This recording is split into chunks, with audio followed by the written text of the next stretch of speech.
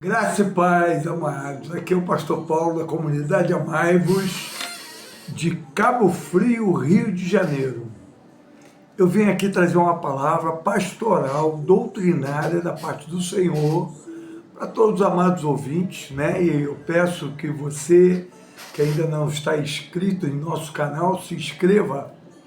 Essa mensagem ela é feita para enviar para minha congregação, o Ministério Amai-vos, congregação da comunidade Amai-vos em Cabo Frio, São Cristóvão, Rua Duarte da Costa, 374, Guarani, atrás da padaria Rosa Saron. Amém? Vamos lá? Mateus capítulo 5, nós vamos ministrar sobre as bem-aventuranças, que diz assim: Jesus, vendo a multidão, subiu a um monte e assentou-se, e aproximaram-se dele seus discípulos. E diz assim no versículo 2, e abrindo a boca os ensinava, dizendo. Primeiro, nós temos dois grupos de pessoas que seguem a Jesus, né? Temos a multidão e temos os discípulos, que estão dispostos a chegar mais perto para aprender de Jesus. A questão é, você está disposto a aprender o que de Jesus? Nós vemos hoje uma sociedade, igrejas, né, ensinando a ganhar dinheiro, fala sobre dinheiro, prosperidade, sobre todas essas questões. A questão é, e o que Jesus quer ensinar de fato? E o que Jesus quer nos revelar de fato? O que Jesus deseja de nós de fato, né? Vamos ver o versículo 3, que é aqui que começa qual o plano de Jesus e qual é o seu ensinamento, o seu propósito. Diz assim, ó, bem-aventurados pobres de espírito, porque deles é o reino dos céus. Note aqui que você vai ver a palavra pobre de espírito, são aquelas pessoas que muita gente pensa que não, né? Mas existe pecado que você pode cometer com o teu espírito humano, como soberba, a vaidade, né? Tem muita coisa que vem do espírito humano. E nós, o pobre de espírito, é aquela pessoa desprovida disso, né? E a Bíblia diz aqui que desse é o reino dos céus. Continuando, versículo 4. Bem-aventurados que choram, porque eles serão consolados. Choram por quê? Pelo quê? Choram na oração, choram porque clamam, choram porque têm sensibilidade sobre o que está acontecendo à sua volta, choram pela sua nação, choram pelo filho perdido, choram pelo marido que está nas drogas, ou pela esposa que está na prostituição, né? Aquela pessoa que chora porque tem a sensibilidade de apresentar diante de Deus seus sentimentos, suas dores, suas fragilidades. Então essas pessoas que choram, com certeza se estão colocando na presença de Deus o motivo das suas dores, com certeza serão consoladas, porque o Senhor é fiel. Amém?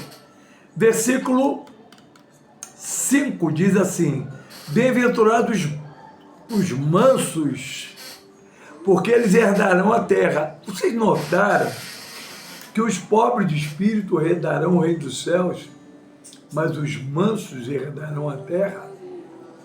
O plano original de Deus sempre esteve em ter um planeta habitado por santos, pessoas santificadas, pessoas sem pecados, pessoas completamente na unção, no poder do Espírito, vivendo nisso.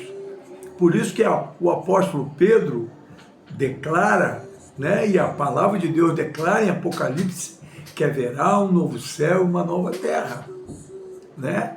O plano original de Deus nunca mudou, e Deus vai realizar, mas Deus está escolhendo os mansos, manso e humilde de coração.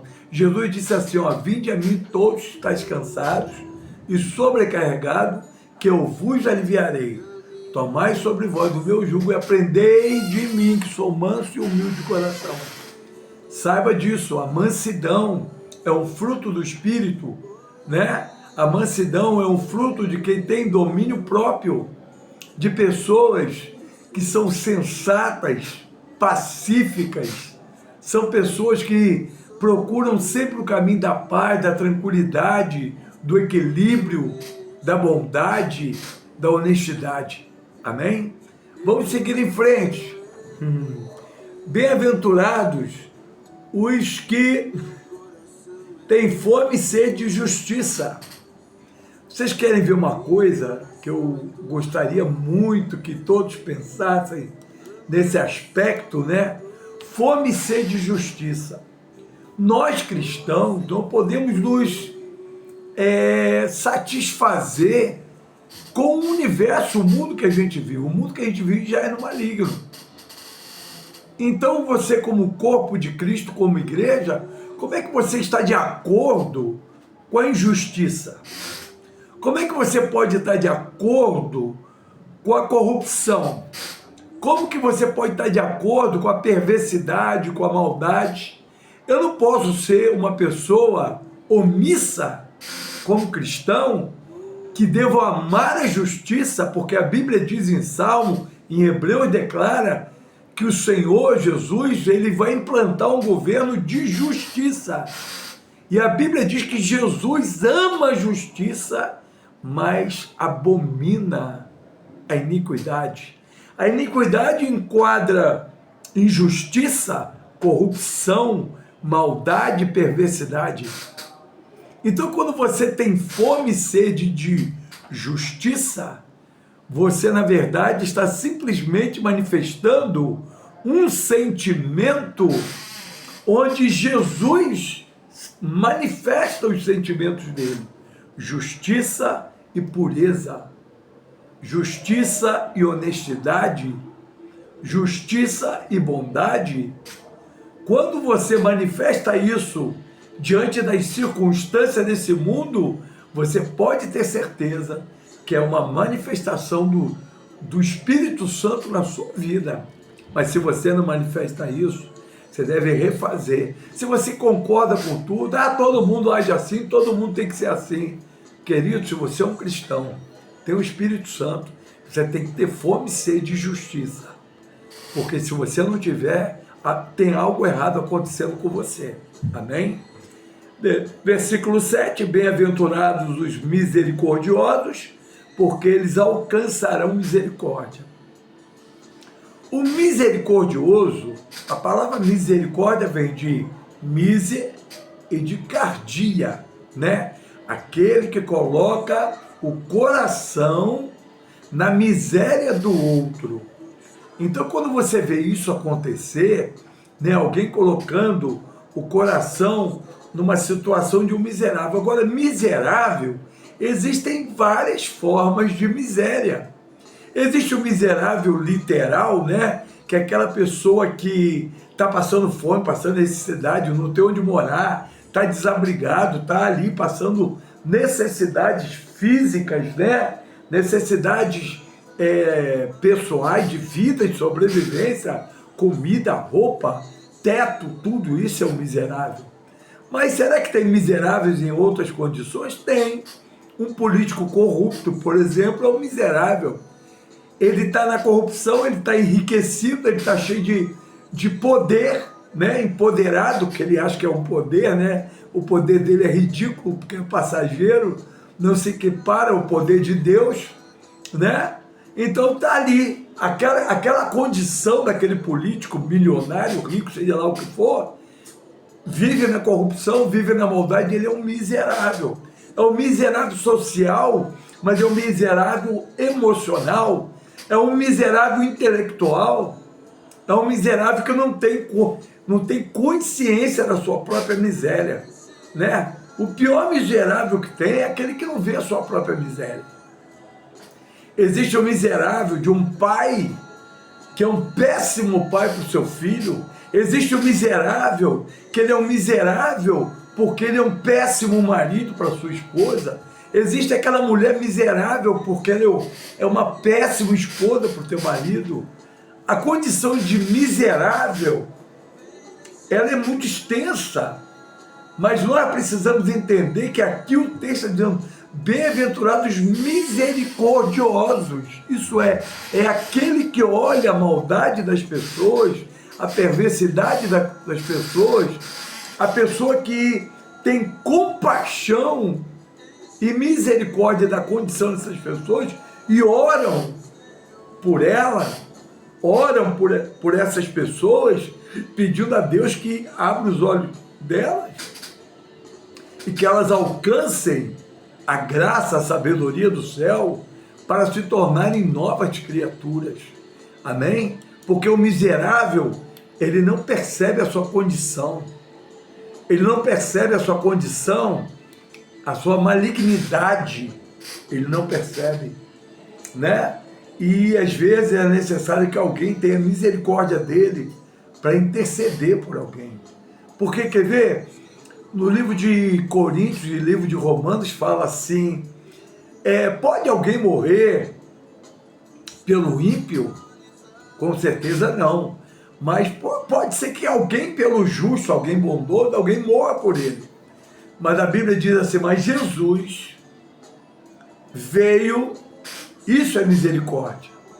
Jesus veio naquela condição de morrer por todos os pecadores, por todos os miseráveis, envolvidos em seus pecados, envolvidos em suas maldades, mergulhado nas suas, perversidades, promiscuidade, prostituição. Jesus vem e Jesus nos salva, nos livra. Por isso que Filipenses diz, ele nos tirou, Colossenses também fala, ele nos tirou das trevas para a sua maravilhosa luz. Então nós precisamos entender que o maior ato de misericórdia que já houve no universo foi Jesus vir à Terra, viver nesse planeta e morrer no lugar de todos nós que éramos pecadores miseráveis. Versículo 8, bem-aventurados limpos de coração, porque verão a Deus face a face. O limpo de coração é aquela pessoa que provavelmente não consegue ver defeitos de ninguém, não consegue, quando vê um erro de alguém, ele ora.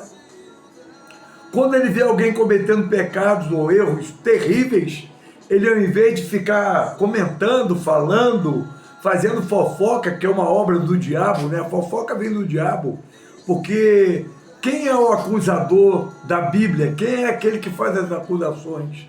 Segundo a Bíblia, é o diabo. Então, toda vez que você pega uma pessoa e você sabe de um defeito de alguém, e você vai lá, fala, comenta o defeito daquela pessoa, ou os erros daquela pessoa, você está mancomunado com o diabo, porque ele é o acusador, não é verdade? Ele é o acusador, então nós temos que ter consciência disso, de que todo aquele que não é limpo de coração, ele é um parceiro do inimigo. Mas o limpo de coração é aquele que tem a misericórdia de ver alguém errar, ora pelas pessoas, não valoriza o erro nem o pecado, mas valoriza a bondade, a humanidade, o ser humano. Um limpo de coração vê uma pessoa errada, mas vê ali naquele ser humano que está cometendo erro, a humanidade, que ele também pode errar. Então ele tem um coração puro para receber aquela pessoa e poder ajudá-la. Esse aqui é um dos que eu mais gosto das bem-aventuranças, porque a igreja precisa muito disso aqui. Bem-aventurados pacificadores, porque eles serão chamados filhos de Deus. Isso aqui para mim é a coisa mais linda que tem, né? O pacificador é aquele que vê a contenda dentro da igreja, ele entra no assunto e traz a paz. É aquele que, não, quando escuta alguém falando mal de outra pessoa, chama atenção e corrige, fala, não vamos fazer isso, vamos orar, vamos interceder, vamos buscar. Lembre-se, o pacificador, ele será chamado de filho de Deus. O pacificador é aquele que vê um momento de contenda ou de crise, que houve inclusive no nosso grupo, né? Tem pessoas que eu amei quando eu vi eu vi ali 90% da igreja ficou em silêncio, se calou, deixou as coisas acontecerem. Hoje o grupo está todo organizadinho, as coisas estão funcionando. Teve gente, que eu não vou chamar, não vou dizer nada a respeito dessas pessoas, que saíram do grupo precipitadamente. Lembra que Jesus, lá no capítulo 12 de Hebreus, ele diz assim, ele não levou em conta a ofensa. Tem gente que se ofende por tudo, né? Então cada um faz a decisão que quiser. Tem outros que riram de uma situação tão trágica. Então, cada um tem seu cada um toma a sua atitude que quiser, mas a verdade é que o pacificador é aquele que busca o caminho de continuar buscando a paz. E esse que faz isso, ninguém vai tirar dele o direito de ser chamado filho de Deus. Amém? Eu vou parar aqui, porque está muito longo, o vídeo já está em 15 minutos, 16 minutos, e eu quero deixar essa palavra doutrinária, essa palavra pastoral, para os amados da comunidade Amai-vos e para todos aqueles que nos ouvem no YouTube e que todos aqueles que possam nos ouvir no Instagram e que vocês possam refletir que tipo de crente você está sendo. Você é do tipo que anda no meio da multidão, no oba-oba, ou você é aquele que para ouvir o ensinamento de Jesus? Que Deus te abençoe, que a graça do Senhor esteja sobre tua vida e que a bondade e a misericórdia do Senhor repouse sobre a tua casa.